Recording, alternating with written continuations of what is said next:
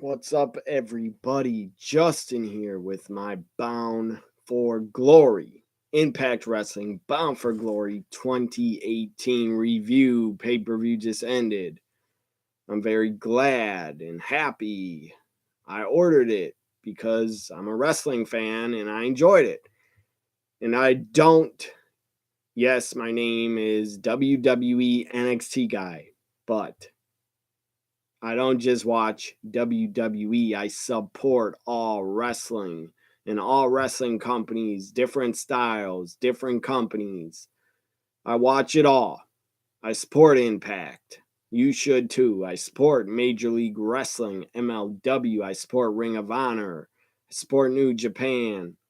I'm going to be honest, I don't barely watch New Japan Pro Wrestling, but I have watched three other big shows this year. But I still support New Japan even though I don't have time to watch it. I support NXT. I support Indies. So I support British, UK wrestling. I support it all. So, anyways, here we go with my Bound for Glory. So I'm just reading what someone put in the chat.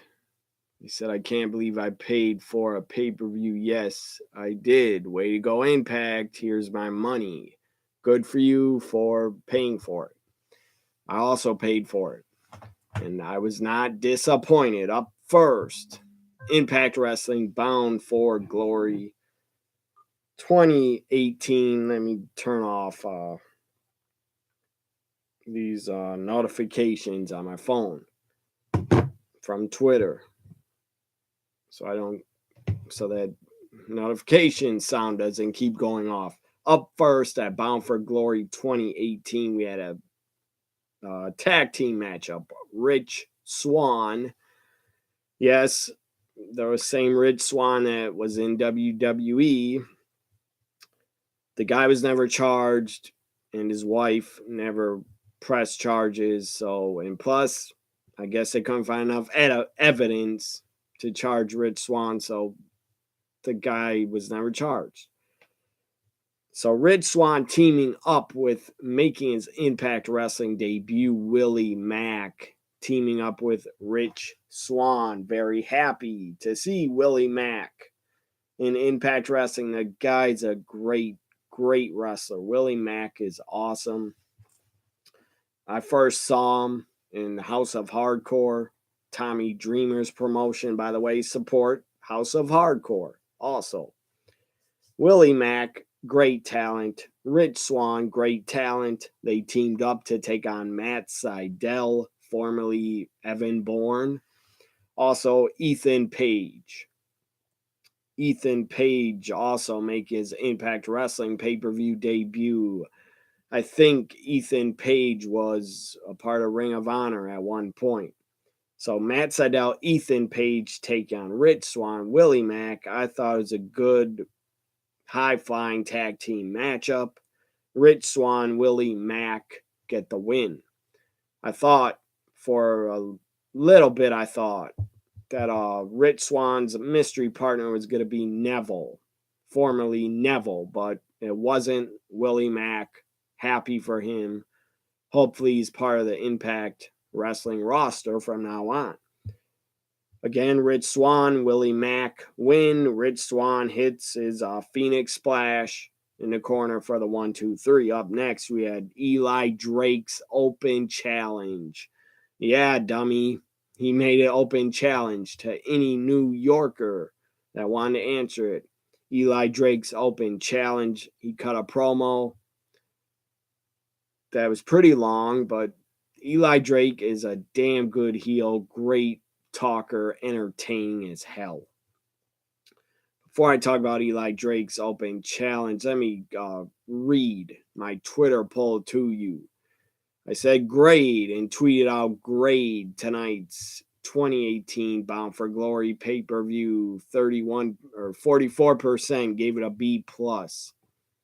31% gave it an A.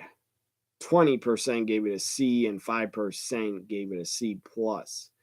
I'll give my grade on it before I'm done with this review. Eli Drake cutting a promo saying, challenging any New Yorker.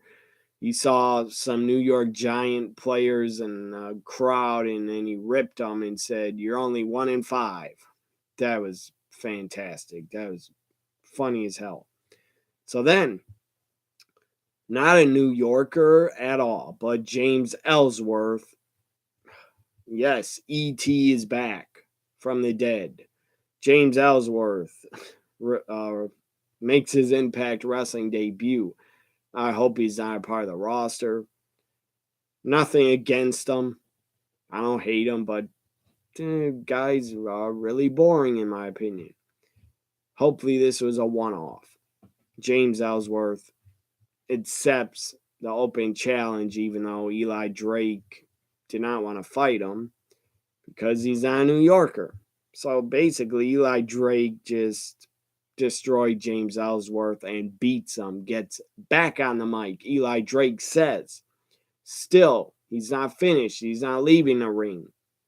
Says, I wanted a New Yorker. I want to face the best of the best. And there were a lot of Jericho rumors. A lot of Jericho rumors out there. Was Jericho going to accept the open challenge and appear on Bound for Glory and make his Impact Wrestling debut? A lot of rumors. I thought for sure. I thought about 80% that Jericho would appear and show up. He did not, sadly. I would have liked to see him show up. Don Callis, he's running Impact Wrestling. He's really good friends with Jericho. Maybe Jericho will appear in 2019 at an Impact Wrestling pay-per-view. I don't know, but I would like to see Jericho be a part of Impact and New Japan at the same time. So Eli Drake says, I want the best of the best. Give me a New Yorker. I thought it'd be Tommy Dreamer, but it was a bit. Or he says, give me a New Yorker. I want the best of the best, or I want to face a Hall of Famer. Out comes a monster. Abyss was just put in the Impact Wrestling Hall of Fame. Abyss comes out. They don't have a long match. And Abyss gets a table, sets it up. Eli Drake jumps off the second rope. Abyss catches him by the throat, choke slams Eli Drake through the table. 1, 2, 3. Abyss wins. So no Jericho. Very sad because Jericho actually is a New Yorker. He was born in New York City in 1970. So up next, we had the Knockouts title match. One of the matches of the night was for the Knockouts title. Tessa Blanchard defending against Taya Valkyrie. Check out my live reaction I did to the Knockouts title match. I will upload it after this review. My Knockouts title reaction. So Tessa Blanchard, Taya Valkyrie had a damn good match. One of my favorite matches from Bound for Glory. Tessa Blanchard wins with a off the top rope, double knees to Taya's face, like a double code breaker from Tessa Blanchard off the top rope. 1, 2, 3. Tessa Blanchard wins, retains. Someone in the chat wanted to say what up. What up? Thank you for watching. Are you a fan of Impact? Who's ever watching this? Leave your comment in the chat. Did you enjoy Bound for Glory? Or was this the first Bound for Glory you've watched in a long time? Leave your opinions on Impact Wrestling's Bound for Glory 2018. Again, Tessa Blanchard wins. They had a really good match. Both of these women are damn good workers, really good wrestlers. And they both look damn good in my opinion. So double knees to the face, double cold breaker. And same person says in the chat, yes, I'm a fan of Impact Wrestling. Good for you. I am also still a fan. A lot of fans have given up on Impact and stopped watching. I'm not one of them. I'm not going to give up on Impact probably until they're dead and buried. And I hope they're never dead and buried. I hope they don't go out of business and sell to WWE. I hope that doesn't happen, because the wrestling business is always better when there's more companies available for the boys and the women to work, in my opinion. Plus, it's an alternative. Impact Wrestling is a damn good alternative to what the WWE is giving us. And I'm still a WWE fan, but they have really underutilized their talents big time. So Tessa wins and retains. I'm very happy about that, but I was cheering for Taya Valkyrie to win. Anybody watching this, what was your match of the night at Bound for Glory? So up next, we had the fourth match was Eddie Edwards against Moose. Moose is a heel, so he doesn't do that anymore.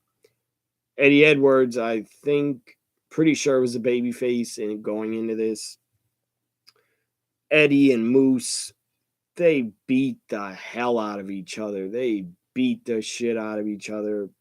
They were on the floor a lot, brawling.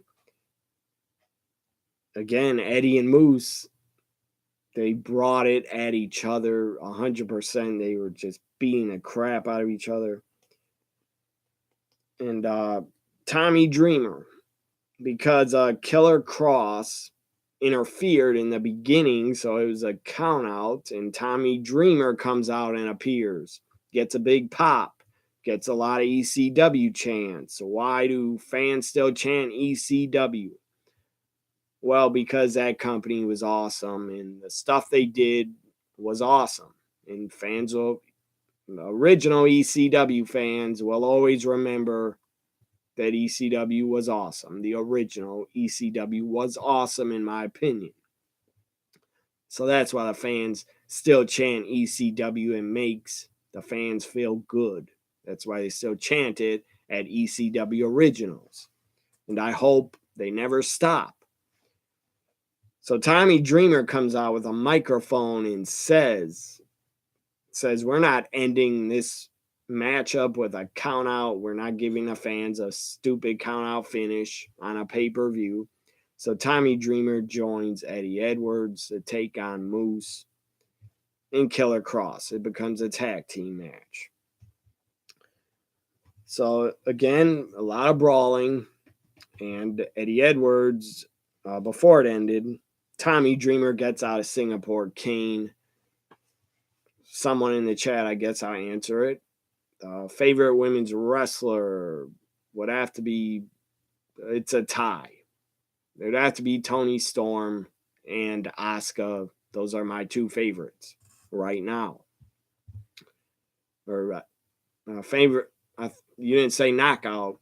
If you would have asked me favorite knockout, I would have also told you. But favorite women wrestler, it's a tie between Toni Storm and Asuka. Even though WWE does not know what the fuck they're doing with Asuka, it's very sad, because she's better than what they're giving her. So anyways, Tommy Dreamer has his Singapore cane. Tries to use it on Moose. Moose takes it away, misses. Moose swings it at Eddie Edwards, misses. And Eddie Edwards from behind rolls up Moose for a schoolboy 1, 2, 3. And then, so Tommy Dreamer, Eddie Edwards win. But then after the match, Moose and Killer Cross attack Eddie Edwards outside, and they deliver a sick ass looking power bomb on the ring apron to Eddie Edwards. He looked dead after it. He's laid out, like he couldn't get up. It was nasty looking. So up next we had what was next? 6-man tag OVE rules match. So I'm looking at the chat again. They say their favorite women wrestlers are Toni Storm and Tessa Blanchard. Those are two very great, awesome choices. I wouldn't disagree with those two women. They're fantastic wrestlers. And it doesn't hurt that they are pretty damn smoking hot also. Toni Storm to me is a little bit more attractive than Tessa, but Tessa's pretty damn hot too. But Toni Storm is got that big ass, and I like big butts. I cannot deny that. So, anyways, 6-man tag OVE rules match where we had OVE and Sami Callihan taking on Pentagon Jr., Ray Phoenix, the Lucha Bros, and Brian Cage. Just insane 6-man tag OVE rules match. It was nonstop, fast-paced action. All 6 of the guys really busted their ass. I did a reaction to the OVE rules match, which I'll upload after this review on my channel. Ray Phoenix, Pentagon, I love those two guys. They are great talents. Brian Cage, what a freak. Brian Cage is the guy's a fucking beast. The guy's, I don't care if he's jacked up on roids. I don't care. The guy is a beast, and the guy can still do high flying moves like he's an X Division wrestler. I'm not accusing Brian Cage of being on roids. I'm just saying if he is, I really don't give a damn. The guy's still a great talent. He wants to do roids. That's his business. I really don't care. So I thought Brian Cage, Ray Phoenix, Pentagon Jr., I thought they would win, but they didn't. This match had so many kicks to the face and so many super kicks. We had single super kicks, double super kicks, triple super kicks. It took like 10 to 20 kicks to Brian Cage's face. Seriously, like 10 to 20 kicks to Brian Cage's face. And then Sami picked him up, power drove him for the 1-2-3 OVE, and Sami Callihan win. Read this in the chat. Someone says, my thoughts on Nikki Bella in the main event of Evolution. And give it to someone who's there 24/7 and not a stupid part-timer plastic doll. That's a great comment. I agree with it.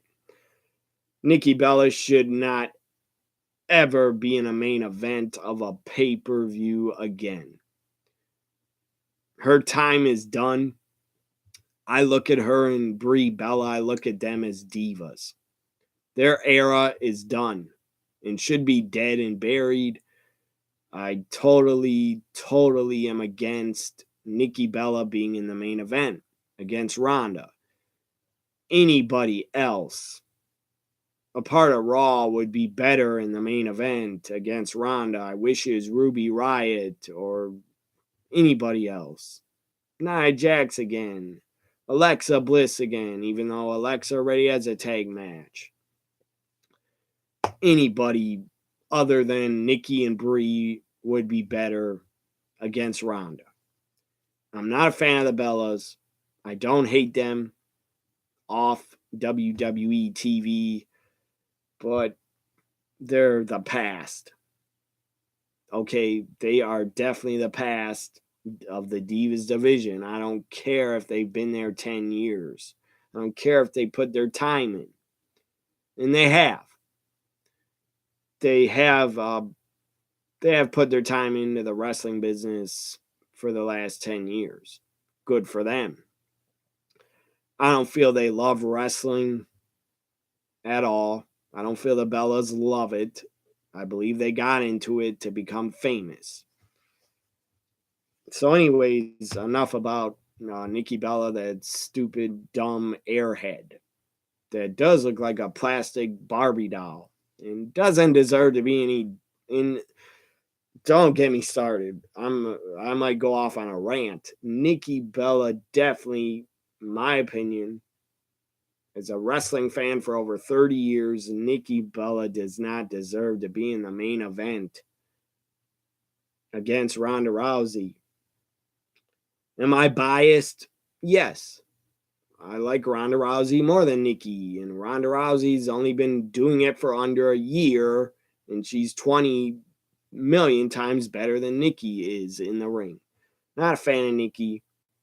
Not a fan of the Bellas on WWE TV. They don't really bother me on the reality shows. But Nikki Bella does not and should not be in a main event of a first women's pay-per-view in the WWE. By the way, it's not the first women's wrestling pay-per-view. That belongs to WOW. Women of Wrestling did an all-women's pay-per-view in 2001 in February.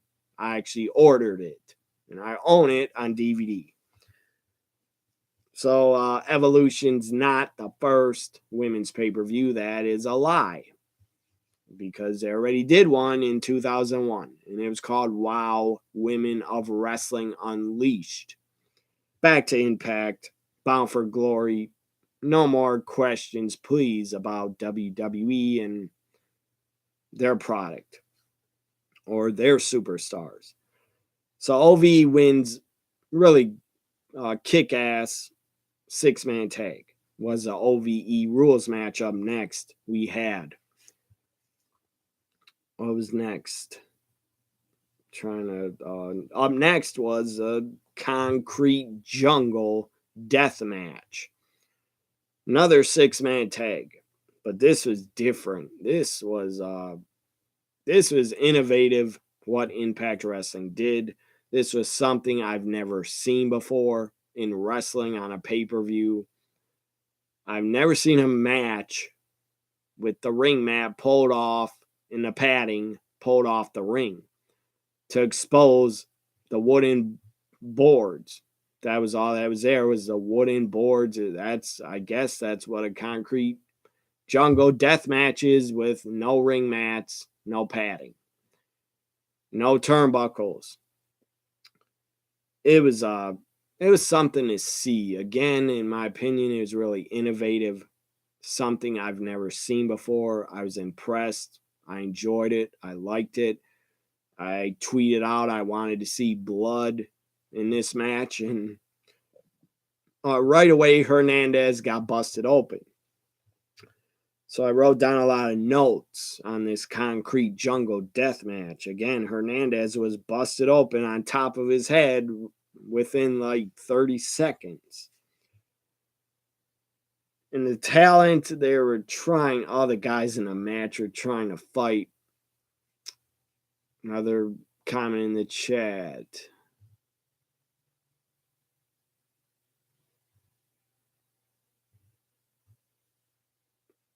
Yeah, I do remember AJ Bully Ray. They did that at Bound for Glory, where they pulled up the ring mat. I believe I do remember that. I don't know what year it was, 2012 or 11. I don't remember.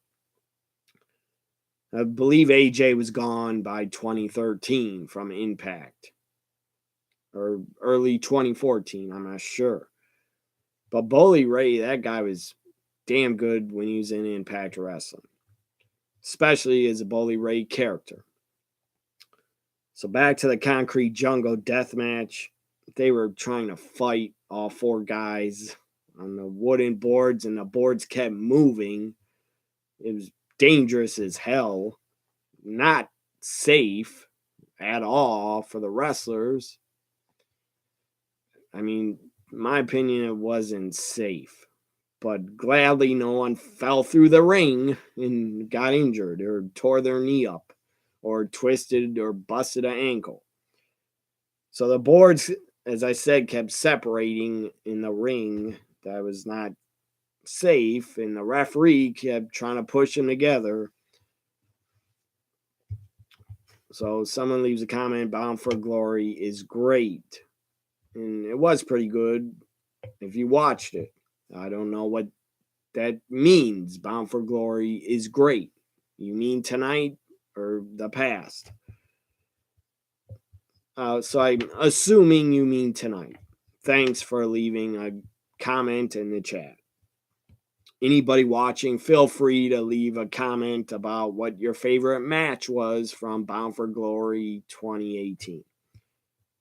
Mine had to be the Knockouts title match, and Johnny Impact Austin Aries were my two favorite matches, and the Concrete Jungle was pretty damn awesome. So the boards kept moving. Homicide got border tossed over the top rope from Hernandez. Then just back in the ring, Conan got taken out earlier in the pay-per-view. He was taken out. He was laid out, but he got up. LAX checked on him. Conan said, I'm okay, but just go out there and kick some ass without me. Conan returned, came back with a slapjack, and Eddie, or King, I guess they just call him King, but he's Eddie Kingston. So Conan hits Hernandez with a slapjack, hits Homicide, takes him out. Eddie Kingston's yelling at Conan, put the weapon away, put it away. Conan didn't. Or he did throw it away. And Conan and King just start beating the crap out of each other, punching each other in the head. So then King gets picked up. This is part of the OG's team. King gets picked up on the shoulders of LAX and off the top rope. Doomsday neck breaker to King on the exposed wood. LAX wins.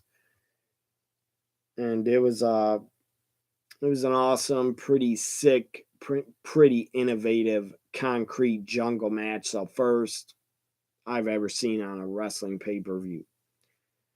Also, Hernandez took a suplex off the top rope on the exposed wooden boards. That was pretty damn sick. That was pretty awesome. So up next we had, what was next? After the concrete jungle, we had Allie going back in time to try to get Kira Hogan back, her friend back. What they call it? Not back in time. Allie went back to the underworld or something. So James Mitchell returned on Impact TV last Thursday and told Allie, I can take you back. I can get you back there to get your friend. So Allie lays in a coffin. Whoever produces I thought it was great. It looked like a horror movie. You could say you could say it's cheesy how it was done, but I enjoyed it. I love horror movies. So I enjoyed the look of it. And I enjoyed Allie, seeing Allie carry around a little axe. If she was in a horror movie, I would watch it. If Sue Young was in a horror movie, I'd watch it. If Rosemary's in a horror movie, I would watch it. So anyways, so Allie gets there, gets out of the coffin. I guess she's in the underworld. They should have just said she's in hell or something. Allie came out of the coffin and she's in hell. So I don't know, she's in like a basement it looks like, or something. She's talking to James Mitchell. And she had a little axe. She started going up the stairs very slowly. It looked like a horror movie and it felt like a horror movie. Not the best production, but I thought it was pretty damn good. Impact did very good with this Allie segment. So Allie goes upstairs. One of the bridesmaids is shown behind her. When she's not looking, then one of the bridesmaids disappears. Allie goes upstairs. One of the bridesmaids attacks her. They're choking her on a table. Allie hits her with the axe, takes her out like she killed her. That is pretty awesome. So far, Allie has one kill. And then she lifts up I guess a sheet, somebody like laying in a bathtub or somewhere laying down. She lifts a sheet off of them, and Allie sees it's another bridesmaid. They try to attack Allie. She kills them, and blood, a special effect of blood splattered on the screen, and there was some blood on Allie's face. I thought the special effects were, you could say they're cheesy, but I enjoyed them. That's why I love wrestling. Just crazy shit can happen. Anything can happen in wrestling, and you don't go to jail. You can run over people with cars. You can flip over ambulances. It's the best. It's entertaining as hell. Pro wrestling is the best entertainment out there, in my opinion. So then Allie has 2 kills, and she's looking and looking for Su Yung, looking for her friend Kira Hogan. She lifts up a coffin. Laying in the coffin is Kira Hogan. Gets her out of the coffin, says, "Come on, come with me. We got to get out of here." But then Su Yung attacks. Su Yung attacks Allie. They go into another room, very small room, where Allie's like trapped up against these shelves, and Su Young's about to swing an axe at her. She got a hold of the small axe, and in the beginning, Su Yung had a big axe, really big axe, but that was left in the other room. Su Yung also had a baseball bat that she tried to use that she left in another room. And then Su Yung had the small axe. She tried to stab Allie with it. Allie took it away, went like this, like she stabbed Su Yung right in the neck, and it was like stuck. Obviously, it was not, or it would have been a live murder on a pay-per-view. And wrestling companies don't commit murders. It was just telling a story, and it was fun. It was really fun and entertaining to watch. So Su Yung had the axe stuck in her neck, and she was like playing like she's dead, not moving. But as everybody that's a horror movie fan, the killer is never dead when they get stabbed. They always come back. So then Allie runs to the coffin, gets out Kira Hogan, says, "Come on, we gotta leave right now. Get up, get out of here." Grabs her, helps her away. And then Allie and Kira Hogan go back to the coffin to try to leave, try to get out of this hell. They try to go back in the coffin, but James Mitchell says, so total kills, Allie had 3 kills, but Su Yung came back.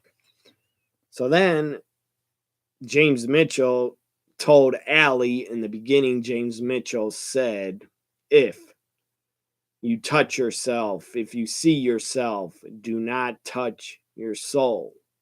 You cannot touch your soul if you see yourself. She did. Allie lifted a sheet up, and it was herself. Looked dead. And Allie touched her own hand of her own soul, I guess. So then James Mitchell says, you did something I told you not to do. You touched your soul. I told you don't touch it. You touched it. And James Mitchell says, I can't get you out of here. He says, I can't get you out of here. You're staying here. And Allie's really upset, saying, we're not staying here, screaming, yelling. So then who returns? Su Yung returns back from the dead. I thought she's already dead, but she's back again. Su Yung coming up from behind Allie, and who pops up and appears on camera. One of my favorite women in wrestling. Also, definitely one of my favorites. Definitely one of my favorite knockouts. Rosemary appears and is back. Welcome back, Rosemary. So good to see Rosemary appear and come back. I hope she's healed from that knee injury that she had. So Rosemary comes back, faces off, takes out a couple bridesmaids, and hits like a forearm on Su Yung, or I'm not sure she ever hit Su Yung, but then they started facing off. Su Yung and Rosemary started doing some supernatural shit on each other because they apparently have special powers. I popped. I thought it was awesome. So they're doing supernatural powers on each other. Check out Impact Wrestling's Twitter. And that's okay. Someone says in the chat they weren't a fan of this crap. I was, because I've seen some bad horror movies that were worse acting than what Allie did. Anyways. So then, where was I? Oh yeah, Impact Wrestling's Twitter account. Go to their Twitter account if you want to see this supernatural stuff Su Yung and Rosemary were doing on each other, like special effects, supernatural powers. I don't know what else to call it, but there's a GIF of them doing the supernatural powers on each other on Impact Wrestling's Twitter account. If you want to check it out, the picture or the GIF. So, anyways, Rosemary returns, fights off Su Yung, and Rosemary's superpowers overpowered Su Yung. Again, wrestling sometimes is silly and just anything can happen. I was entertained by this. That's a reason I love wrestling. You never know what's going to happen. So, anyways, except if you watch WWE, you always know what's going to happen because they're way too damn predictable. So, I mean, who could predict that Rosemary would return? I thought she might, but that Rosemary would return and have a battle with Su Yung over their superpowers. Pretty damn funny. So, Rosemary returns. I love her to death. She's awesome. Up next, and by the way, then Rosemary helped Allie and Kira Hogan lift up the coffin, get back in it, and go back to the real world, or Earth, I guess. And Allie yells at, they get back to the regular Earth, I guess. I don't even know what I'm saying, but they get back to the real world. And then, I'm just reading another comment.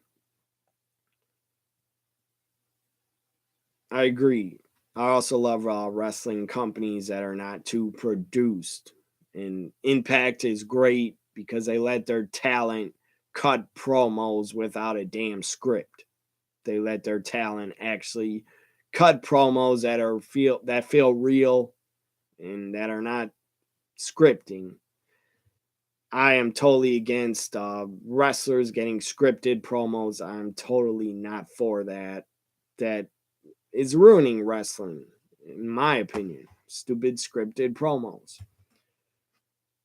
If you're too stupid, if you're a wrestler and you're too stupid to come up with a promo off the top of your head and talk for 1 or 2 or 3 minutes, you shouldn't be in the business if you can't cut a promo by yourself and without a damn script. I could cut a 2-3 minute promo right now, but I won't waste anybody's time because this is not a promo review. It's a Bound for Glory review. It's not a promo class. So, where was I? Oh, yeah. So they get back to the planet Earth, I guess. I'm not using a script. Where am I reading off of? The goddamn screen? I'm reading off a webcam? No. All I got is who won and lost on this paper. Anyways, and I don't really give a rat's ass, whoever that is. Jason, you think I'm reading off a script? Good for you. Believe that all you want. I don't really care. So, Allie gets back to Earth with Kira Hogan. And then Allie yells at her in like a demon voice. Allie yells at her, trying to remember what the hell she said to her. She yells at Kira Hogan in like a demon voice. Allie yells at her, it's not okay that they left Rosemary, I guess. So I guess Allie now has some demon in her. I don't know. But Allie and Rosemary, they have a YouTube show together. Check out Allie's YouTube channel. It's pretty awesome. So they are the Demon Bunny. They got shirts that say Demon Bunny. They're pretty damn good together, Allie and Rosemary. So now the main event. Austin Aries cut a promo earlier. Pretty damn good promo. It wasn't scripted. It felt damn real. And my thoughts on what Austin Aries tweeted about Taya Valkyrie, that she was husky. He's an idiot. And I believe it's all a storyline, it's all a work. Johnny Impact, Taya Valkyrie got on TMZ live and talked about that Aries basically tried to call Taya Valkyrie fat. She's not fat. If anybody thinks that she's husky or fat, well, if they think that, then I'm a goddamn 600-pound elephant. Okay? She might be thick, but big deal. Not overweight, not husky, not fat. I like thick women anyways. And I think Taya Valkyrie's a pretty damn sexy woman. I don't care if she's husky or thick. I don't care. I don't discriminate. Skinny women I'll take, and I'll take thick women too. So anyways, enough about me and who I would take. Taya Valkyrie, bottom line, is an attractive woman. Nothing is wrong with her body at all. Austin Aries is a fucking idiot for tweeting that, even if it's a work, and I think it is a work. I think Aries, Johnny Impact, and Taya Valkyrie all agreed to make this feel real, like they all hate each other. For getting on TMZ live, I also think Impact worked TMZ, and I think it was a work. Aries' tweet about her being husky, I think it was a work to just get heat on Aries and to get people to tune in to Bound for Glory. But it felt real. The hatred between Johnny and Austin Aries definitely felt real, and that's when wrestling feuds are at their best, when they feel real and have real emotion. This review is going on way too long. I appreciate everybody watching live right now. Aries, Johnny Impact had a really good main event for the Impact World title. I wrote some notes down on the match. Again, Austin Aries, that's probably why you're single. I don't know if he's really single, but if you think Taya Valkyrie is too thick and fat, you're a fucking dumbass if you really think that, Aries. And there's something wrong with Austin Aries anyways, because that guy, look up him and Selena Vega's history together. Something was wrong with Austin Aries that he didn't want to marry Selena Vega. I believe he gave her a promise ring. I don't know what is he doing? Is he 12 years old? Giving Selena Vega a damn promise ring? He's a grown-ass man. He should have proposed and got married already. And obviously, Selena Vega's commented on Twitter a long time ago that she never wants to talk to him or see him again. So I think Aries, that guy, has issues with women. I think he has big time issues. So, anyways, again, Ty Valkyrie to me is attractive as hell. And Johnny Impact and her are very happy together. And Johnny Impact is a lucky guy because Ty Valkyrie loves wrestling and she loves horror movies. That's what I also love. So, just some of the crazy spots outside the ring. Johnny Impact hit a leapfrog on Aries and landed on the barricade and had one foot on the apron. Then he did a moonsault on Aries. That was an awesome spot. And Ty Valkyrie was also at ringside for her husband, Johnny Impact. And in Aries' corner was Moose and Killer Cross. Moose was dressed up in some African gear, African shirt and hat. It was pretty damn funny looking. So then Johnny Impact back into the ring. Johnny Impact hit Akeem the African Dream. That's what Moose looked like. Looked like Akeem the African Dream. Surprised he didn't do the little Akeem dance outside the ring. So anyways, Johnny Impact goes up to the top rope with Austin Aries and hits a Spanish fly to Aries off the top rope. That was damn awesome. I was looking at the chat. I don't know why someone's talking about Edge and Matt Hardy. Oh, that was real. And Shawn Michaels, Brett, that was also real hatred. But Edge and Matt Hardy now get along fine, I believe, because they were on a table for three together on the WWE Network. Also, Bischoff, Flair did have real hatred. Vince Russo and everybody in wrestling hates him. So he has a lot of hatred, and he deserves it. Vince Russo is a fucking idiot. So, Spanish fly from Johnny Impact off the top. That was awesome. Great spot.